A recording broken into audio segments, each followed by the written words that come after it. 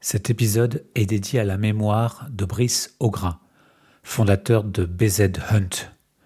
Nous adressons nos sincères condoléances à sa famille et à ses proches. Bonjour et bienvenue sur No Limit Sécu, le podcast francophone hebdomadaire dédié à la cybersécurité.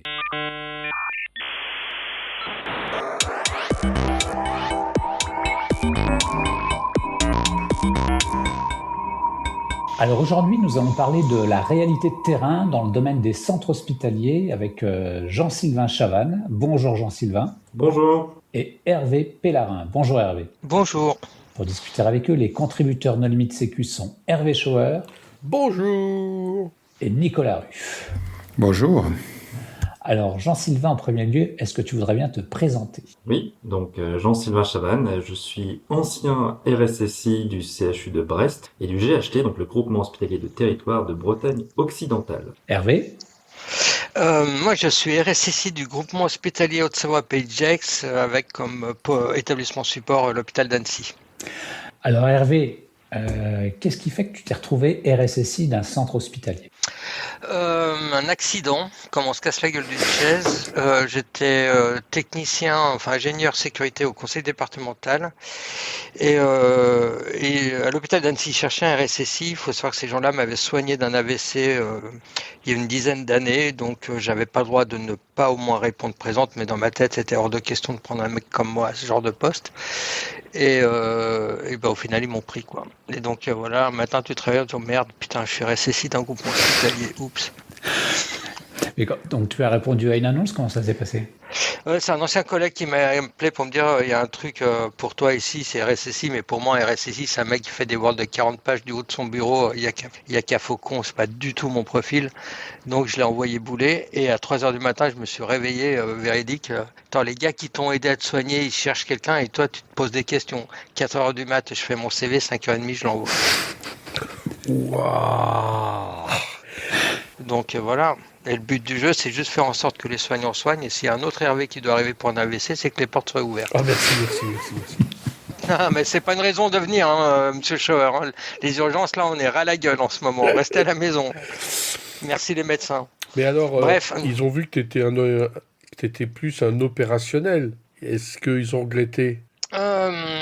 Ça, faudrait demander à mon DG, mais je pense pas. Ouais, je suis plus un opérationnel. De toute façon, je leur ai dit, si Office, ça défendait les hôpitaux, il n'y en a aucun qui tomberait, ils ont tous Office. Donc, venez pas m'enquiquiner avec des Word ou des Excel. Mais inquiétez-vous, surtout si je vous en envoie un, je vous invite à pas cliquer dessus. Voilà. Non, mais je vais vous faire la première confidence de la soirée. Je me vois mal bosser ailleurs. La santé, franchement, une fois qu'on a mis les mains dedans, les gens qu'on y croise, les parcours de vie qu'on y croise, les vocations qu'on y croise, l'humain au service de l'humain, c'est un monde qui est quand même, c'est pas galvaudé de dire ça, mais c'est quand même un monde à part. Et des fois, on a tous dans nos boulots des petits moments de doute, et c'est normal d'avoir du doute, où on se demande pourquoi on se lève le matin. Là, le truc qui est bien, c'est que souvent je le fais, je vais m'asseoir dans le grand couloir principal de l'hôpital, et tu regardes en fait cette vie qui défile devant toi, ces gens qui viennent chercher de l'aide, ou ces gens qui repartent parce qu'ils l'ont trouvé, des gens qui viennent pour de très mauvaises nouvelles, et les gens qui partent du couloir du fond, de la natalité, et tu as des jeunes couples avec un berceau, c'est une nouvelle vie qui commence. C'est tous ces chemins-là, en fait. Et les portes, il faut qu'elles restent ouvertes. Et c'est ça notre job de RSSI dans l'hôpital. Pour moi. Alors, justement, Jean-Sylvain, pour toi, comment est-ce que ça s'est passé ? Alors moi aussi, c'est un peu une histoire atypique dans le sens où après le lycée, j'ai voulu faire médecine. Donc j'ai fait médecine et j'ai échoué 2 fois parce que je me suis dit quand même que la redondance était important.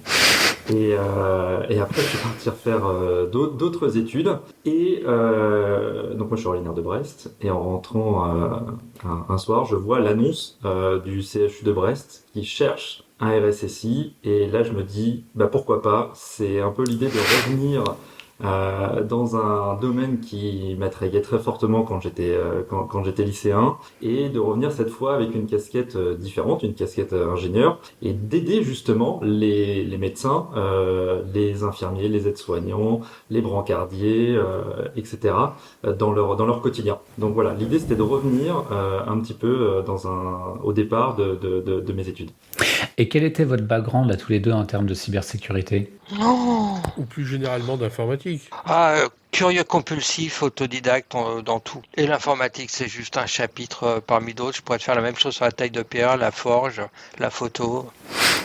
Mais l'informatique, c'est... je pense qu'inconsciemment, beaucoup de choses dans nos vies sont indexées par des rencontres humaines, des aventures humaines. Dans l'informatique, il y en a une avec des gens à multiples reprises. Et voilà, c'est important de grandir. Des gens qui te prennent sur tes épaules et qui disent, tu vois, la montagne là, je vais pas t'emmener là, je t'emmène à celle de derrière. Et c'est chouette. Ouais, j'ai rencontré des chouettes personnes dans l'informatique. Je ferais pas toute ma vie dans l'informatique. Là, perso, si je devais repartir à zéro, luthier, faire des violoncelles, ouais. C'est un domaine dans lequel il y a peut-être moins de problèmes de cybersécurité, mais du coup, quels sont les challenges, comme on dit, dans le domaine de la sécurité hospitalière? Jean-Sylvain, t'ouvres la messe? Oui, alors l'idée étant de pouvoir assurer la sécurité d'un établissement hospitalier, ce qui est assez compliqué parce que en fait on adresse une très grande quantité de domaines et souvent on voit le domaine hospitalier comme étant un système d'information assez linéaire, assez homogène. Or, on se rend compte que on a des spécificités. Hervé d'ailleurs en parle assez bien dans ses découvertes, mais liées à tout ce qu'on va appeler le domaine biomédical, avec de l'informatique qui va servir justement les soins. Et ça, c'est un domaine à adresser qui est toujours assez compliqué parce qu'on n'a pas le même cycle de vie que les applications que l'on peut trouver dans l'informatique du quotidien au sein de nos centres hospitaliers. Donc là, ça fait partie un petit peu des domaines et des challenges qu'on doit adresser, et le tout dans une stratégie globale qui va adresser plusieurs établissements de santé. Donc là, on est vraiment sur des niveaux où il faut savoir le matin parler à une direction générale, l'après-midi aller voir les ingénieurs réseau pour parler pare-feu et sécurité, et le soir faire un bilan au niveau ARS de l'état des lieux, de l'avancée des mesures de cybersécurité qu'on est amené à mettre en œuvre. Donc c'est effectivement, il y a un côté un peu schizophrène de temps en temps sur la mise en place de nos politiques. Mais ça, est-ce que c'est propre au centre hospitalier ou est-ce que finalement c'est le challenge de tous les RSSI? Quels sont les challenges qui sont vraiment particuliers au RSSI de centre hospitalier? Le truc des fois, dans des boulots en cyber, il y a des choses que tu peux te permettre de mettre de côté et te dire, c'est pas péjoratif, hein, mais de dire, bon, ça c'est pas grave. Enfin, c'est pas grave. La problématique dans l'hospitalier, c'est qu'importe le petit bout de fil que tu trouves, quand tu défais la pelote, au bout, t'as un humain. Tout le temps. Et la notion du pas grave, en fait, ou qui peut attendre, ou on verra plus tard, elle est compliquée. Parce qu'une fois que tu as ça dans la tête sur un manquement, sur une problématique, sur une faille, sur quelque chose qui peut porter atteinte à une valeur de soin, les soins, en fait, c'est des gens. Et les gens, ça peut être toi. Et mets-toi à la place de la personne. Est-ce que tu trouverais normal qu'on te dise, on peut pas te soigner? Parce qu'en fait, le gars, il s'est dit, c'était pas grave. En fait, tout est grave. Et ce qui est encore plus grave, c'est l'état, en fait, de comment toute cette informatique, Jean-Sylvain parlait du biomédical. Pour faire simple, dans un hôpital, il y a deux types d'informatique. Il y a l'informatique qui est gérée, on va dire, par le service informatique, les postes de travail, les serveurs, tout ça, là. Généralement assez bien géré d'ailleurs. Et puis après, il y a toute l'informatique médicalisée, le biomédical, c'est tous les ordinateurs qui sont en lien avec des automates, des machines médicales. Tout. Alors là-dessus, on n'a pas tellement la main, parce que Dieu a inventé un truc qui s'appelle le marquage CE. Et donc les éditeurs, ils vont faire, on va dire, labelliser leur machine. Ça tourne sur un Windows 7 avec un utilisateur admin sans antivirus, et t'as pas le droit d'y toucher parce que c'est comme ça qu'elle est qualifiée. Et si tu touches, eh ben ils t'enlèvent le marquage, ils t'enlèvent la maintenance. Sur une machine tapée à 300 000, t'es heureux. Donc tu peux pas y toucher. Donc quand vous voyez, on va dire, la complexité, la rapidité, la complexité des attaques, quand vous amenez des cibles aussi faciles en fait, même pas tu les poses dans un CTF celle-là quoi.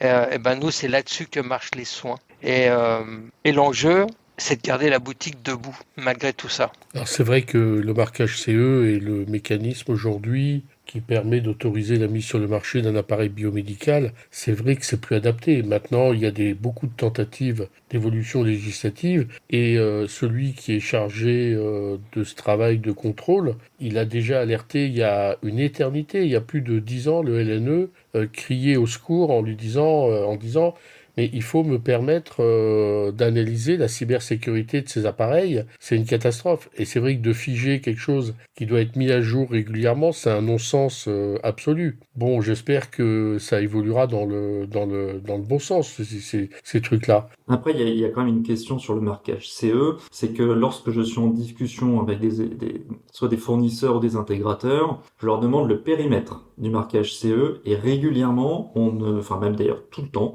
on ne me l'a jamais fourni. Or, on se rend compte, et je suis quasiment sûr que l'IT, c'est-à-dire l'ordinateur qui va commander l'IRM, le serveur qui va être en discussion avec l'IRM, ne fait pas partie de ce marquage CE. Donc on nous dit qu'on ne peut pas toucher à cet IT-là, qui est du ressort biomédical, mais en revanche, on n'est pas certain que ça fasse partie du périmètre CE. Bon. Et ça, aujourd'hui, peu d'éditeurs me l'ont transmis. Ah bah oui, mais ça, il faut aller voir celui... Enfin, de toute façon, il y a un monopole aujourd'hui. Enfin, il n'y a pas vraiment un monopole, mais dans chaque pays de l'Union européenne, il y a une seule organisation dans chaque pays. Donc en France, c'est le LNE, et c'est l'appareil lui-même qui a le marquage. C'est pas l'ordinateur qui est à côté. Maintenant, le problème, c'est quand dans une machine d'analyse, l'ordinateur il est caché à l'intérieur, ben oui, si, il est à l'intérieur du marquage CE. Et ça fait une éternité qu'il y a eu des piratages assez sophistiqués de chaînes de développement d'appareils biomédicaux, enfin aux États-Unis, puisqu'il n'y a qu'aux États-Unis que c'est intéressant, je m'excuse, mais disons qu'aux États-Unis, les assurances sont privées, donc faire fuiter les informations du patient, il y a un intérêt commercial, blablabla. Et donc il y a eu des fuites, mais il y a déjà une éternité au travers de piratage de chaînes de développement d'appareils biomédicaux chez des fournisseurs à l'époque américains. Bon, aujourd'hui, il y a des Chinois, il y a de tout. Et c'était en vue de faire fuiter les données.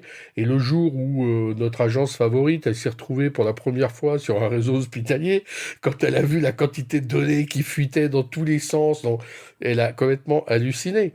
Donc, c'est des problèmes. Moi, je regrette que ça ne soit pas avancé plus vite. Et je te dis, quand l'ordinateur il est à l'intérieur de la machine, de toute façon, oui, il y a un problème. Selon vous, pourquoi on retrouve de l'informatique dans les hôpitaux? Tiens, ce serait intéressant d'avoir votre point de vue, vous qui êtes extérieur. Pourquoi maintenant il y a de l'informatique dans les hôpitaux? Je connais peu de métiers qui arrivent encore à fonctionner sans informatique. Je veux dire, aujourd'hui, on n'est plus capable de faire fonctionner le courrier postal sans informatique. Donc, il y a encore 10 ou 15 ans, il y avait des procédures de reprise, c'est fini. Moi, j'ai vécu l'époque, on pouvait enregistrer un avion dans un aéroport sans informatique. Aujourd'hui, il n'y a aucun aéroport qui est capable d'y arriver. Donc, c'est juste l'ensemble de la société qui dépend d'informatique. Donc, il y a de l'informatique à tous les étages, à commencer par le bâtiment, et ça, tout le monde l'oublie, parce que même une banque, elle a de la GTB. Et puis alors, évidemment, dans un hôpital, rien que la gestion du dossier patient, mais c'est monstrueux. Sans informatique, ça n'existe pas. Alors, en fait, l'informatique, Sylvain, tu me tacles dès que je dis une bêtise, l'informatique sert à une seule chose dans un hôpital, c'est sécuriser les soins. On n'a pas besoin de l'informatique pour soigner. On sait soigner sans informatique. Donc là, les choses, il faut le dire aux gens. Nous, à l'hôpital d'Annecy, on fait les exercices papyrus où on se met en situation sans informatique, sans rien, sur des parcours de soins extrêmement complexes, une femme enceinte avec hémorragie césarienne prématurée au bloc, urgence vitale et tout, sans informatique. On sait soigner sans informatique. Le seul problème, en fait, c'est que l'informatique est là, c'est pour assurer ce qu'on appelle l'identité-vigilance. Et en plus, on a un pays où on n'a pas de patronyme contre en Russie, donc des Pierre Durand, il doit y en avoir des wagons, et la traçabilité des soins et l'antériorité des soins. C'est juste là pour ça. Et la chose la plus comique dans tout ça, c'est que les outils qui sont là pour assurer la sécurité des soins, eux-mêmes, ne sont pas assujettis à de la sécurité. C'est pas rigolo, ça? Bah non, c'est un cauchemar. J'ai quand même du mal à y croire parce qu'aujourd'hui, n'importe quel écran est un PC. Et je veux dire, si tu fais une radio, tu vas pas développer en chambre noire des pellicules argentiques comme ça pouvait être le cas il y a 20 ans, quoi. Alors Nicolas, je reformule.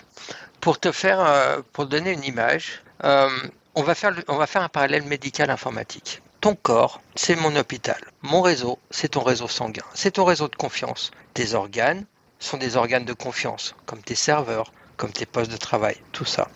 Le sang, quand tu vas te faire opérer, on te fait une transfusion, ce sang, il est vérifié avant, il est tracé. Il y a une traçabilité de dingue. Il y a plein d'étiquettes sur une pochette de sang.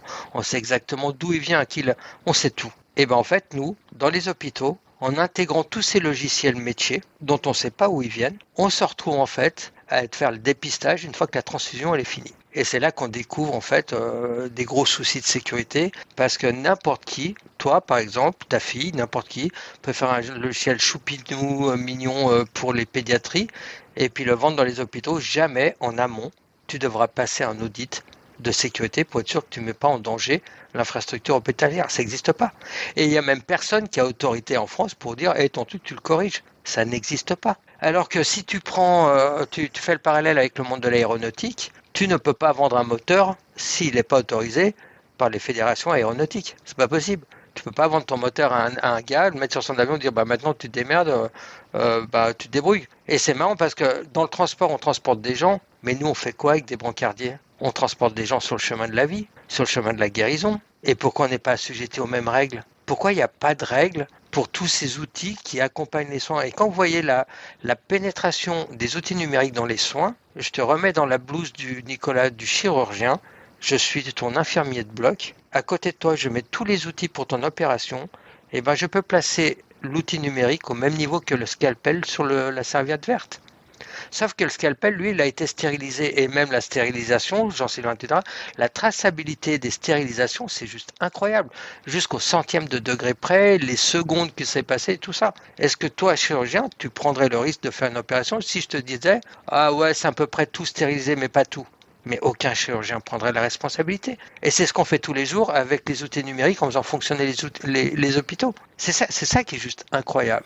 Oui, mais c'est quelque chose de progressif. Au départ, les seules qualifications qu'il y avait, c'était sur l'interopérabilité entre logiciels. Et aujourd'hui, on est toujours dans l'historique, mais l'historique d'économie du logiciel. Enfin, je veux dire, ça a toujours été l'utilisateur du logiciel responsable d'une défaillance du logiciel, et ça n'a jamais été l'auteur du logiciel. On a eu plein d'exemples. C'est pour ça que je suis content d'avoir passé un amendement avec la députée Rioton, là, dans Nice 2, où on intègre la notion de responsabilité des éditeurs. Nous, dans les hôpitaux, Jean-Sylvain, son boulot, vous, chacun d'entre vous, dans votre boulot, vous êtes responsable de ce que vous faites. Pourquoi les éditeurs ne seraient pas responsables de ce qu'ils nous vendent? Ah, mais parce sérieux? Parce que l'industrie du logiciel, je veux dire, elle a tué le game dès le départ. Ouais, nous, maintenant, on va les tuer. C'est la fin de la récré, quoi. Oui, c'est fini la récré. Vu leur puissance, si on y avait... Enfin, je veux dire, il y en a qui essayent depuis 25-30 ans, donc c'est un travail de longue haleine. Mais effectivement, c'est indispensable. Écoute, la symbolique, déjà, le 4 septembre, le jour de l'appel du blocage du pays, on a passé cet amendement headshot à la comment ça s'appelle, Call of Duty, tu sais, quand tu es aligné sur la map Stalingrad, là, tu as juste un bout de casque qui dépasse, headshot, bim. Donc là, on va attendre qu'elle soit votée. Je sais que le club RSSI Santé, tous les RSSI vont envoyer des courriers à leurs députés parce que, bien sûr, le syndicat des éditeurs à Bercy sont en PLS dans les couloirs à jouer les malheureux, faut retirer ça, Non, mais c'est payé avec de l'argent public. Et en plus, ils n'ont pas à être responsables de ce qu'ils nous vendent. Non, mais what's next? C'est quoi la prochaine case? Mais moi, je le disais il y a 30 ans. Je veux dire, il y a 30 ans, tu avais une voiture dont les freins fonctionnaient pas. C'était pas ton assurance qui jouait, c'était l'assurance du constructeur automobile parce que c'était un défaut de fabrication. Dès l'instant que les freins sont du logiciel, c'est ton assurance à toi, c'est plus l'assurance du fournisseur automobile. C'est dingo.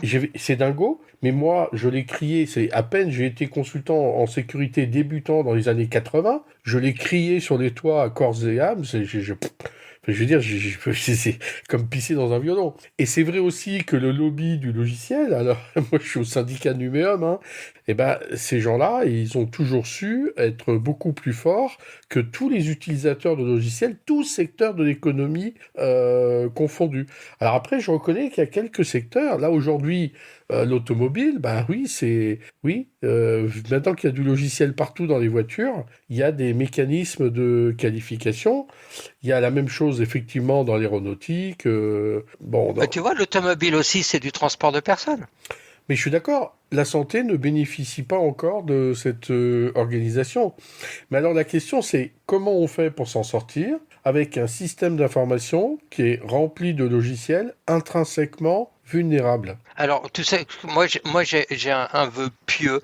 Ça y est, je suis à la séquence vœu pieux. Hashtag faut bien rêver. Je crois qu'on peut pas s'en sortir tant qu'il n'y a pas une notion de label cybersanté. Avant de pouvoir répondre à un appel d'offres, eh ben, le gars, il a dû faire labelliser son produit, c'est-à-dire qu'auditer en amont, et pas je te le vends d'abord et tu te démerdes après. Ouais, Et, mais et- oui, vas-y, c'est vas-y. c'est là-dessus, je suis d'accord avec l'histoire du label parce qu'à un moment donné, faut arrêter de jouer. C'est-à-dire qu'on a des vulnérabilités qui conduisent vraiment à des situations assez critiques pour les établissements et que derrière, c'est pas à nous de subir les conséquences de mauvaises pratiques de la part de certains. Après, il y a aussi un autre aspect qu'il faut voir, c'est que on a aussi des éditeurs qui jouent le jeu de plus en plus. Moi, je vois une certaine différence. On a des éditeurs qui commencent à se dire, oui, la cybersécurité pour des applicatifs de santé, ça devient important, il faut qu'on le prenne en considération. Au CHU de Brest, on a un centre d'innovation qui s'appelle Wing, dans lequel il y a des éditeurs de logiciels, et eux font des audits et des pen tests de leurs applications avant de les mettre en production dans des établissements de santé, ce qui n'est pas le cas de tout le monde. Donc je pense que ce sont des pratiques qu'il faut encourager. Est-ce qu'on arrivera à passer un label santé comme dans l'automobile, comme dans l'aviation? Ce sera un autre niveau, mais pourquoi pas? Mais l'idée, c'est qu'aussi, on arrive à réduire le fait qu'on est victime de certaines hégémonies de certains éditeurs dans les centres hospitaliers. Quand on prend certaines solutions logicielles, on les retrouve dans un très grand nombre de CHU, et c'est ça qui, derrière, fait que les vulnérabilités deviennent systémiques. De toute façon, en 2026, le gars qui comprend pas que le cyber c'est plus une option, c'est un vrai sujet parce que les hôpitaux, la question c'est pas est-ce qu'on va se faire poncer, mais quand. Là, c'est juste de la mauvaise foi et de la mauvaise volonté. Et malheureusement, en fait, suivant le périmètre, t'as pas de levier. Il n'y a aucune autorité en France qui peut imposer à un éditeur de logiciel de boucher un trou, même s'il en a connaissance. Oui, après, je veux pas faire l'avocat du diable des éditeurs logiciels, mais c'est pas non plus évident, tu vois. Enfin, je veux dire, quand tu récupères une base de code d'il y a 30 ans d'un système Unix, tu vois, qui est tout écrit en C, qu'à un moment, on trouve une faille dedans, qu'il n'y a plus de mainteneur, qui va développer le patch, quoi? C'est l'opportunité pour réécrire correctement. Moi, je pense qu'il y a quand même des secteurs où l'Europe a bougé. Regardez, par exemple, dans l'aéronautique, vous avez, de par un règlement européen, un système de management à la fois de la sûreté des vols et de la cybersécurité qui est imposé à toute la chaîne de sous-traitance qui contribue à l'existence d'un vol. Donc ça va de la compagnie aérienne à l'aéroport, en passant par l'avion, jusqu'à celui qui fournit les repas, la sécurité de l'aéroport et des tas d'éditeurs de logiciels qui contribuent à l'existence de ce vol. Donc je pense qu'il y a des secteurs où il y a des structurations qui le font. J'ai cité l'automobile. Donc pourquoi c'est quelque chose qui n'arriverait pas dans le domaine de la santé, où effectivement c'est quand même la vie des gens qui est en jeu. Il y a un truc qui joue en leur faveur, en fait, c'est que quand tu prends des logiciels dans la santé, comme dans beaucoup de cas, mais je parle pour ce que je connais dans la santé, c'est pour répondre à des valeurs métiers, soit pour du dossier patient, comme tu as dit tout à l'heure, soit pour du brancardage, soit pour de la radiothérapie, soit pour de l'analyse en labo.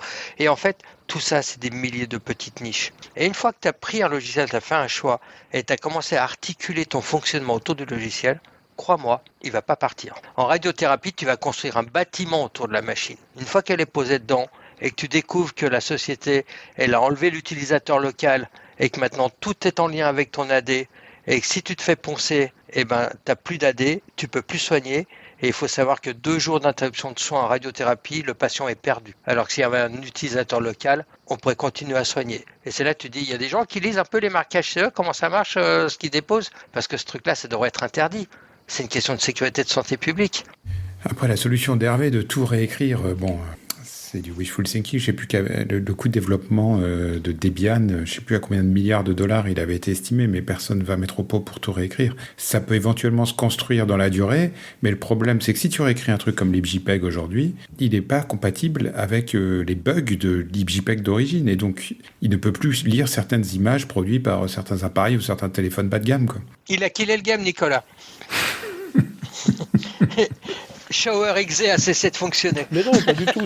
C'est simplement que, bon, je pense qu'il y a beaucoup de RSSI qui ont mis en place du cloisonnement, de la Mais il faut des gens pour conquérisation. ça. Moi, ça me fait Ah marrer, ben oui, il ça. faut des gens Non, je suis pour ça, désolé, et vous je n'avez te pas le coupe. droit Tu sais, d'embaucher. Mais les éditeurs ça, logiciels, ils te disent, oui, mais monsieur Pellin, il faut faire du filtrage inter-VLAN, il faut tâter. Mais en fait, on a que des cassos, il faut un VLAN par cassos, et puis faire du filtrage inter-VLAN. Qui paye les gens et le boulot pour faire ça? ah ben ça n'a pas été prévu, mais ça, bah, il faut Bah changer. voilà, Ben, il suffit de des changer les merdes décisions. ziziches. Non, mais il suffit de Voilà. changer les décisions politiques Non, et mais les, moi, et les priorités. non, mais les éditeurs, parce qu'ils me la mettent à chaque fois sur la table, celle-là, moi, ce que j'ai mis en place à l'hôpital d'Annecy, avant d'arriver sur notre réseau, les gars, au niveau de la commande, dès que quelqu'un exprime un besoin, ils nous fournissent un document qu'on a fait qui s'appelle une fiche d'analyse de sécurité. C'est pour savoir si en amont on va recevoir un cassos ou pas. Donc il y a tout un tas de questions et ça permet d'avoir le curseur dans le vert ou dans le rouge. Et les gars, quand tu demandes les cartes des flux, tatata, puis tu vois qu'il y a des trucs qui glitchent, genre le FTP, ça fait 40 ans qu'il y a du SFTP, mais le mec va te mettre du FTP, enfin plein de trucs comme ça. Et le gars il te dit, oui mais monsieur Pellerin, il faut segmenter votre réseau, faire un filtrage inter-VLAN. Putain mais t'es sérieux mec? Eh, écoute, dans les présentations, dans les conférences, il y a quand même des RSSI hospitaliers qui prétendent avoir fait de la micro-segmentation partout. Bon, ok, c'est en conférence, je ne suis pas allé auditer pour vérifier sur place. Hein. Non mais enfin, Jean-Sylvain, tu sais combien t'avais de VLAN? Tu peux le dire combien t'as de VLAN à Brest? Non, plusieurs centaines. Voilà. Et c'est un boulot de dingo. Et ils étaient plusieurs, vous étiez plusieurs à Brest. Quand Bah, je c'est suis des arrivé, Bretons, il y il y en a avait un qui un, bosse et un qui regarde. Un par quand je village. suis arrivé au CHU, il y avait un ingénieur réseau pour 200 VLAN. Waouh. Donc, tu vois. Mais Ouais, non, pour mais revenir c'est. sur ce que disait Nicolas, je pense qu'il y a aussi un aspect, c'est moi j'ai connu des éditeurs qui aussi refusaient de corriger leur vulnérabilité, voire même on avait trouvé des systèmes de backdoor où il y avait un super user qui était dans l'application mais qui n'était pas déclaré dans la base des utilisateurs que nous on pouvait voir dans notre interface d'administration, tu vois. Ce sont des choses comme ça. Et ça, les éditeurs refusent de l'entendre. Enfin, en tout cas, l'éditeur qu'on a vu à ce moment-là refusait de l'entendre. Donc aussi, on a un problème aussi d'appropriation de nos problématiques vis-à-vis des leurs. Et derrière, nous, c'est des comptes qu'on doit rendre au ministère de la Santé, c'est des comptes qu'on doit rendre à nos autorités, à nos fournisseurs. Voilà. Et donc, c'est aussi de remettre un petit peu d'équilibre dans cette relation-là. Ce que vient de dire Jean-Sylvain, nous on doit rendre des comptes à tout le monde. Nous on passe notre temps à rendre des comptes à tout le monde. Et dans le médical, dans le côté sanitaire du fonctionnement d'un hôpital, mais c'est Daesh, tu rends des comptes du matin au soir. Et les éditeurs, eux, ils ont des comptes à rendre à personne? Non mais sérieux. Non mais non, il n'y a pas un truc qui glisse. Parce que vous savez un truc, alerte spoil. On fait pas de la cyber juste pour faire de la cyber parce que bon, on a fini d'arroser les plantes, on sait pas comment s'occuper. On fait de la cyber en fait au service du soin. Parce qu'en fait, nous, notre machine, on peut pas l'arrêter. Vous prenez par exemple, je sais pas le cas de Brest, mais nous, à Annecy, on peut pas fermer. Tu peux pas fermer un hôpital et dire les urgences, bah, vous allez à l'hôpital du Châle ou vous allez... Non, parce qu'en fait, les hôpitaux, ils sont certifiés, qualifiés pour des types de soins. Tu peux pas fermer tes portes comme ça et dire, bon, bah, allez ailleurs. C'est pas possible. On peut pas s'arrêter. Et nous, la cyber, en fait, c'est juste essayer d'avoir des jalons, des protections et d'être rassurés, de rassurer les soignants surtout sur leur capacité pour pouvoir continuer à faire leur métier qu'ils adorent. Rencontrer des soignants, discuter avec les soignants, ces gens sont construits par leur métier. Alors nous, les geeks dans la cyber et tout, on est à fond dedans, mais eux, c'est stratosphérique. On est des Playmobil dans une baignoire à comparer d'eux. Et il faut prendre soin de ces gens-là. Et on ne fait pas de la cyber juste pour faire de la cyber. On fait de la cyber pour le soin. Et on a besoin d'aide. Alors, on a beaucoup parlé de ces problématiques de logiciels ou de matériel spécifique. Et j'aimerais bien qu'on aborde un sujet qui est la dualité entre confidentialité et accessibilité. Une donnée de santé, elle doit être accessible par un très très grand nombre de personnes et en même temps, elle est très confidentielle. Alors, comment est-ce que vous faites pour adresser ce sujet ? Ah, très intéressant. Le bris de Pour glace. Brest, ouais, alors effectivement, il y a eu la problématique du bris de glace. Pour Brest, on a mis en place un comité spécifique qui est composé du département d'information médicale, qui est un médecin, du RSSI, du DPO et d'une personne de l'informatique pour justement recueillir des profils qui n'auraient pas accès à certaines données, mais qui en auraient besoin dans leur métier. Et le but, c'est de légitimer ou pas l'utilisation de ces données dans leur métier et de leur donner accès. Alors ça nécessite derrière une matrice d'habilitation très complexe, très coûteuse à gérer au quotidien, mais c'est ce qui nous permet justement de gérer cette confidentialité des données au fur et à mesure de l'évolution des usages. On a des métiers qui ont évolué, notamment avec des unités mobiles, par exemple. Les unités mobiles, au départ, elles étaient cantonnées à certaines unités fonctionnelles, alors ce sont des départements, et au fur et à mesure, il a fallu faire évoluer leur périmètre de droit de lecture et d'écriture, justement, par rapport à des besoins que certaines unités de santé avaient besoin. Donc du coup, on a fait évoluer ça grâce à ce comité-là. C'est jamais unilatéral en disant oui avec un clic de bouton, oui, non sur ces données-là. Donc c'est comme ça qu'on essaie de le gérer avec un comité spécifique. C'est compliqué cette tâche. On fait ça aussi. Je pense qu'il n'y a pas 50 options. Ce qui est compliqué, c'est que tu as beaucoup de mouvements de patients. Ton patient, il arrive aux urgences. Après, il va aller voir, on va dire, un premier spécialiste. Il peut être dans un service quelques jours. Après, passer dans un autre service. Et donc, pour avoir l'antériorité des soins, des fois, les gens, ils ont besoin de voir aussi des compléments d'information, de pouvoir accéder au dossier patient. C'est une machine très complexe, le dossier patient. C'est une machine très complexe. Des internes étudiants qui souhaitent accéder au dossier patient. Et alors là, on arrive dans une complexité les internes. supérieure. Alors, mais il faut bien apprendre. Oui, il faut apprendre. Ah non, mais alors, je vais vous donner une anecdote, on a le droit. Ouais. Quand je suis arrivé à l'hôpital, j'ai découvert, ma question quand je suis arrivé, c'est pas est-ce qu'ils sont là, mais où. J'ai fait des choses et j'ai trouvé 6 ransomware, dont un sur un échographe en orthogénie, c'est pour les IVG et tout ça. Et donc j'ai débranché le câble réseau, j'ai mis un papier ne pas brancher, je l'ai mis dans un coin et je reviens le lendemain, un interne de nuit avait trouvé un câble réseau pour le rebrancher et le réallumer. Voilà. Et non, on est dans un pays où on n'a pas le droit de taper les gens. Ça a été ma première leçon. Moi, tous mes Raspberry Robin proviennent des internes. Des Raspberry? Les Raspberry Robin, c'est un verre justement qui se propage via clé USB et on a eu plusieurs alertes et à chaque fois c'était un interne qui était derrière. Les internes, c'est là. Alors moi, ce que je mise après, j'ai fait ce constat-là. Écoute, vous comme moi, on fait tous des boulettes. C'est pas grave de faire des boulettes. Avant d'apprendre à marcher, tu as appris à tomber et à te relever. Donc il n'y a pas de débat. Il faut pas oublier quand même qu'on vit dans une société où, dans le médical comme ailleurs, quand vous arrivez dans une boîte, on vous balance un ordi. Personne n'a une formation, personne n'a d'accompagnement, personne n'a de sensibilisation, rien du tout. Alors moi, tous les internes, on a 2 sessions d'internes par an, tous dans l'amphithéâtre, une demi-heure, les pauvres pour leur compte pénibilité et se taper RVP là. Et on met l'église au centre du village. Et tous les nouveaux arrivants, pareil, sensibilisation. Je pense que en fait, il y a l'outil principal du RSSI, c'est des bonnes chaussures. Moi, je fais 15 000 pas par jour. Parce que ton boulot, c'est d'aller voir les gens, d'expliquer, apprendre, comprendre leur métier.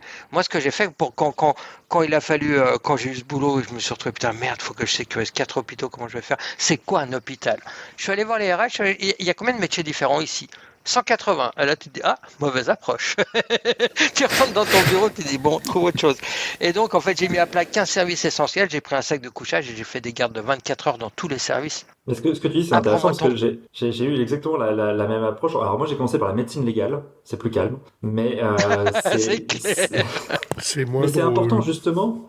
C'est moins drôle, mais c'est important de comprendre la réalité du terrain. Typiquement sur l'histoire des mots de passe, faire un tour quand on va en réanimation médicale ou chirurgicale et qu'on se rend compte du nombre de fois que des médecins sont amenés à taper leur mot de passe pour faire une traçabilité des soins sur le logiciel et que derrière ça use leur métier.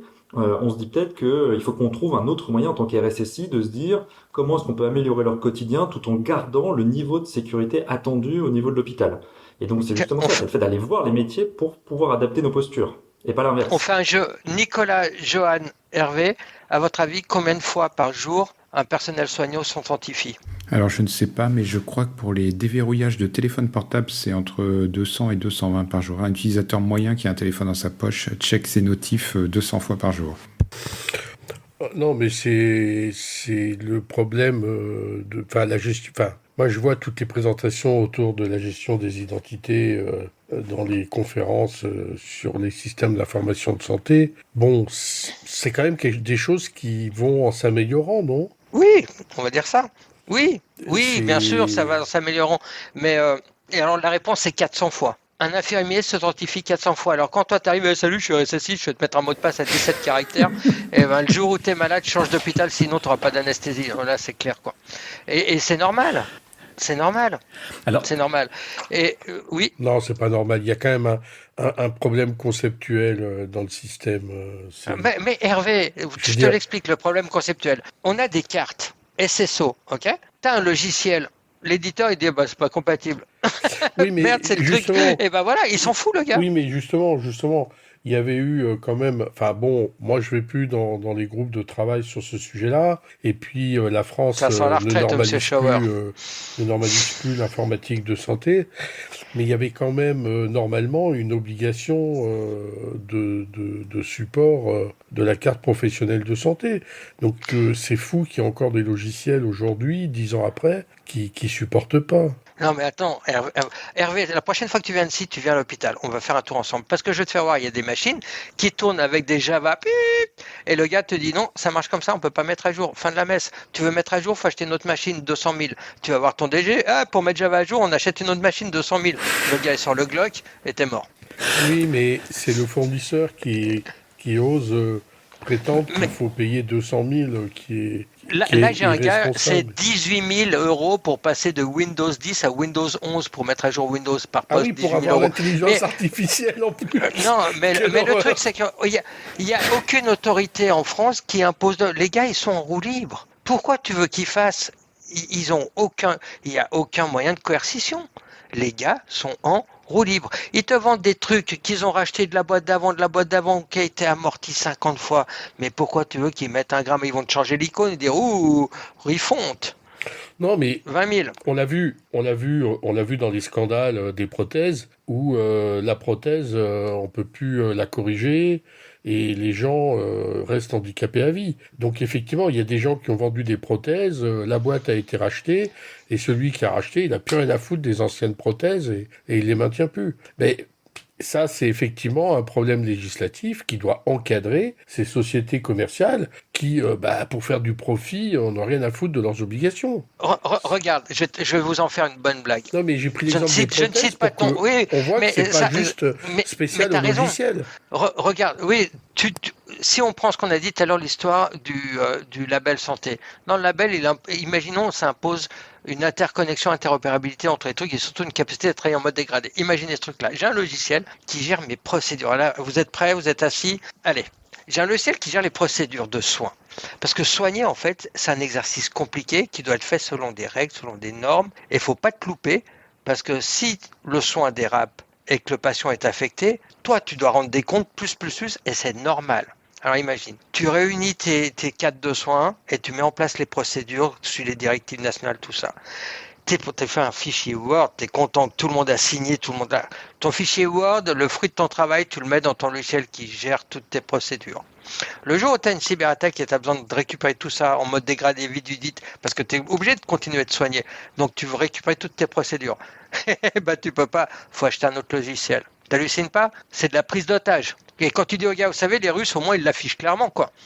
Et le gars il te dit oui, mais c'est pour raison de sécurité. Et là, le gars il te dit oui, mais vous pouvez installer un client sur certains PC qui va synchroniser directement et vous allez avoir sur certains PC toutes les procédures. Et là, comme vous êtes quelqu'un d'illuminé parce que vous êtes RSSI, donc forcément vous avez des pathologies, vous lui dites votre logiciel il marche sous Windows? Oui, avec l'Active Directory? Oui, alors pourquoi cet ordi serait pas poncé comme les autres? Et là, vous sentez le blanc. Donc au niveau SecOps, elle est où ma SecOps? Sentez le blanc. Mais ils s'en fichent les gens. Ils n'ont aucune obligation de répondre à simplement une question de bon sens. Alors, avant de conclure, tout à l'heure, quand on a parlé de l'opposition entre accessibilité et confidentialité, vous avez évoqué le terme de bris de glace. De quoi est-ce qu'il s'agit ? Alors, dans certaines situations, tu peux être amené à avoir le besoin de consulter un dossier patient, or ton métier initial ne permet pas cette habilitation. Et donc du coup, l'idée c'est est-ce qu'on peut faire un bris de glace, c'est-à-dire je suis interne dans un service où je n'aurais pas dû être, mais j'ai quand même besoin de connaître l'état du patient, son antériorité. Donc je fais un recours à un bris-de-glace pour pouvoir accéder, donc faire sauter la matrice d'habilitation de manière temporaire, et selon le logiciel, le temporaire, c'est très variable, pour justement accéder à cette donnée-là. Et derrière, on est censé plus ou moins se justifier, et derrière, il y a un RSSI avec un DPO qui va consulter la légitimité du bris de glace. Parce que le bris de glace, c'est pas juste pour aller voir pourquoi son co-interne s'est retrouvé aux urgences hier soir après une soirée un peu trop arrosée, quoi. Très bien. Jean-Sylvain, Hervé, est-ce que vous souhaiteriez apporter le mot de la fin? Oui, moi j'ai un mot à dire. Franchement, tous les gens là qui finissez vos études dans la cyber et vous avez envie de commencer dans le monde du travail dans un milieu vraiment passionnant avec des outils de dingue. Si vous n'avez jamais poney un respirateur, il y a que là où vous pourrez. Si vous n'avez jamais poney une machine de radiothérapie, il y a là que vous pourrez. Franchement, vous savez quoi, la santé, il y a besoin de talent. Il y a besoin de gens qui ont du cœur, quoi. Et on en a besoin du matin au soir. Donc si vous ne savez pas quoi faire de vos compétences, au lieu de chouiner sur LinkedIn, postulez, envoyez des CV dans les hôpitaux. On a besoin de bras, on a besoin de tête, on a besoin de cœur. Merci Hervé. Jean-Sylvain, tu voudrais ajouter quelque chose? Je peux pas mieux dire. Il y a effectivement besoin de toutes ces forces vives-là pour pouvoir justement assurer le niveau de sécurité dont les hôpitaux ont besoin. Venez travailler à l'hôpital, il y a plein de postes ouverts. Je suis entièrement d'accord, mais je dois compléter pour les auditeurs que c'est pas là où la rémunération est la meilleure. Par contre, on peut trouver du travail dans des villes moyennes très agréables à vivre. Ah mais personne bosse dans la santé pour le pognon, hein, sauf les médecins. Non, je plaisante. C'était la blague du soir, il fallait bien terminer. Allez, il fallait bien terminer par une blague. Merci beaucoup Hervé, merci Jean-Sylvain d'avoir accepté notre invitation.